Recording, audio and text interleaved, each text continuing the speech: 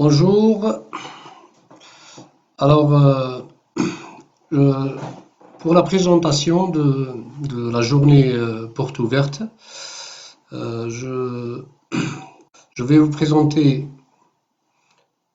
voici comment ça va se dérouler ce live en ces temps. Alors, dans le premier temps, je vais vous présenter rapidement l'Union nationale des industries de carrière et de matériaux et notre campus Occitanie, le CFA où on exerce.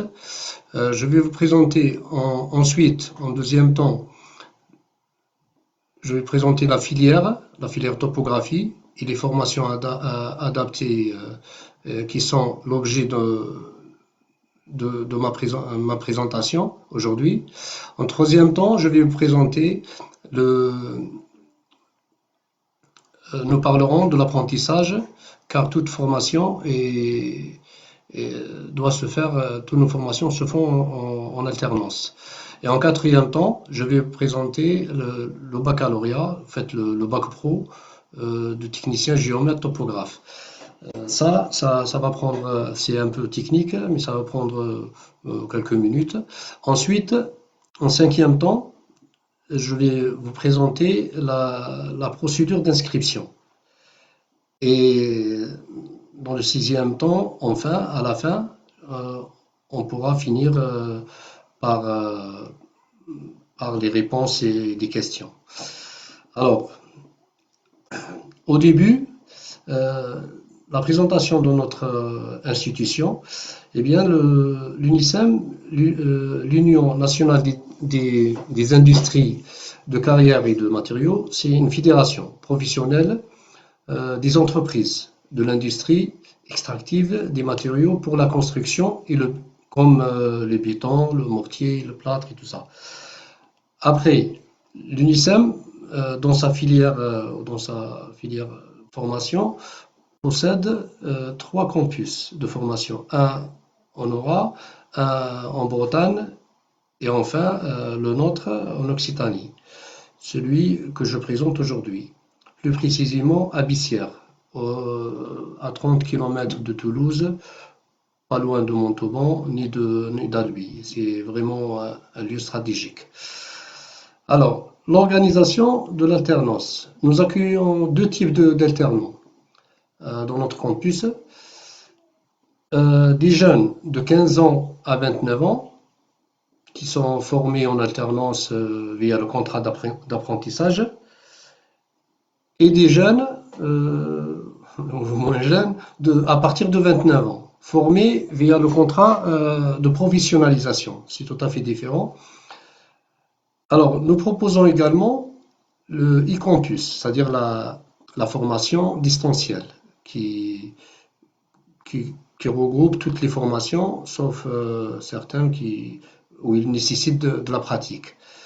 Ensuite, les cours de toutes les matières se déroulent de lundi à vendredi. Le lundi, on commence à 13h30 et on termine le vendredi à midi, pour juste vous laisser le temps de vous organiser pour arriver et pour partir.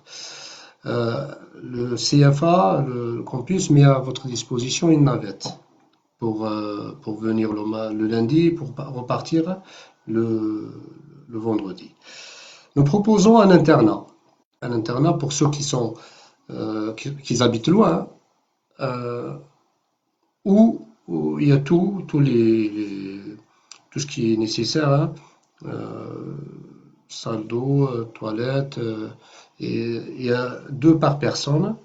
Et vous bénéficiez également d'un service de restauration sur place, midi et soir, et le petit déjeuner le matin. Le coût de tout ça, c'est 145 €. Alors, pour avoir une idée précise sur toutes les formations qui sont dispensées par nos campus, je vous invite de visiter notre site unicem.fr CFA-6 Occitanie. Voilà. Et en troisième partie, je vous présente le temps, nous allons parler maintenant de l'alternance.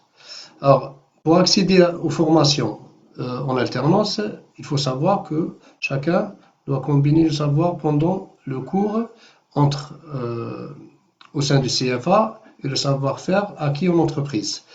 La formation est gratuite pour l'alternant, mais vous allez avoir un statut de salarié. Vous signez un contrat de travail et vous recevez une rémunération selon votre âge sur la base du SMIC. En fait, l'âge, c'est le pourcentage. Il y a un pourcentage sur le SMIC. Le rythme de l'alternance est d'environ une semaine par mois au CFA et le reste en entreprise, où vous mettez en pratique tout votre savoir et les méthodes qu'on vous a appris. Se former par le biais de l'alternance, c'est vous donner l'accès à une insertion professionnelle. À toute formation, il y a une finalité, c'est l'embauche. Et pour la réussir, la plupart de nos jeunes formés restent dans leur entreprise à l'issue de la formation, ou d'autres ils peuvent continuer leurs études. Pour plus d'informations, vous pouvez voir avec ma collègue Valérie pour plus de questions détaillées.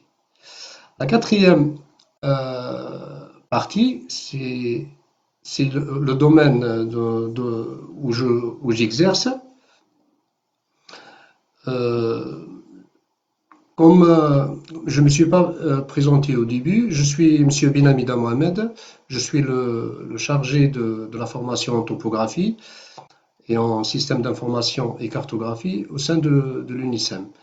C'est moi qui va vous enseigner les matières topo, cartographie et SIG pour le bac pro. Alors le domaine d'intervention d'un géomètre topographe,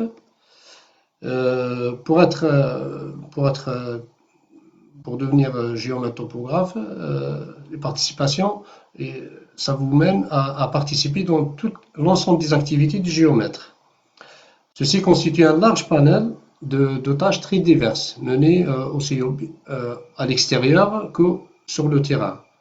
Alors le géomètre topographe travaille sur le terrain ainsi que sur le bureau d'études.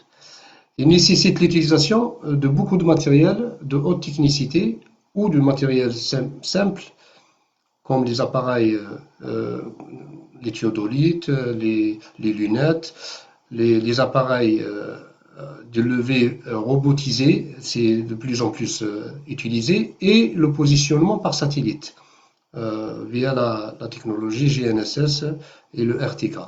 Les logiciels, ça nécessite des logiciels de dessin, les logiciels de traitement de topométrie et des logiciels de réalisation de projets comme des VRD et d'autres. Pour la cartographie, les SIG, on a d'autres logiciels aussi qui sont dédiés à la cartographie et les systèmes d'information géographique. Chaque projet est nouveau. Le géomètre, il ne va pas s'ennuyer, il va utiliser tous les jours des nouveaux projets, il va sur des terrains différents, et chaque contact est différent. Il peut travailler avec des clients particuliers, il peut travailler avec des élus, des techniciens, du PTP, et c'est-à-dire on ne peut pas s'ennuyer si on est topographe géomètre. Le titulaire du bac pro topo exerce ses activités dans 5 domaines. Alors, les domaines, le premier, c'est la topographie. Il fera des levées planimétriques et altimétriques et des implantations